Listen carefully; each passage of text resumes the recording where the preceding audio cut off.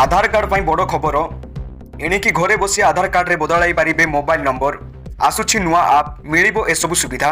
आधार card रो आवश्यकता प्रत्येक स्थान रे रही अछि।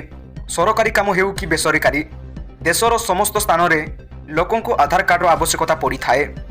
एही कारणरू से मानक पाखरे आधार कार्ड रखिबाकू पड़े। अनेक स्थान रे आधार कार्ड रो फोटोकॉपी मध्ये देबाकू पड़े। एबे आधार कार्ड सह जड़ित एक बड़ खबर सामना को आसी अछि। खूब शीघ्र एपरी एक सुविधा आसवाक जाऊँगी जहाँ पर लोक से आधार कार्ड फोटोकॉपीर आवश्यकता पड़ो ना।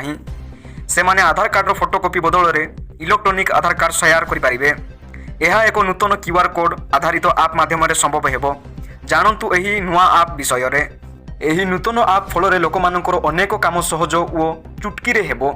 नवेम्बर पर्यंत आपणकर बायोमेट्रिक विवरणी दाखल करने व्यतीत आपण को ठिकाना अपडेट करने और सामान्य विवरणी दाखल करने आधार केन्द्र को जीवाकू पड़िबो नाही।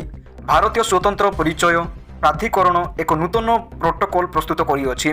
यह जन्म प्रमाणपत्र, मैट्रिक प्रमाणपत्र, driving license, passport, PAN card आदि डाटाबेस आपणकर ठिकाना एवं अन्यान्य विवरणी नेबे। यह केवल लोकमानक काम को सहज करिबो नाही बरं आधार पाइबा पई नकली डॉक्यूमेंट व्यवहार को मध्य अनेक परिमाण रे रखिबो। केवल एतिकी नुहे, यूआईडीआई सूचना अनुसार कार्यनिर्वाही अधिकारी भुवनेश्वर कुमार कहते जे एजेंसी द्वारा एक नूतन आप विकसित करा जाउछि एवं 1 लाख मेसिन मध्य प्राय 2000 मेसिन वर्तमान नूतन उपकरण को स्थानांतरित करा जाउछि। अधिकारी कहते जे आपण खूब शीघ्र घर सबुकिछि करिपारिबे केवल आंगुठी छाप एवं आइरिस देवा व्यतीत। एथिरे ठिकाना अपडेट करिबा, फोन नंबर नाम परिवर्तन करिबा एवं भूल जन्म तारीख संशोधन करिबा मध्य अंतर्भुक्त हेबो।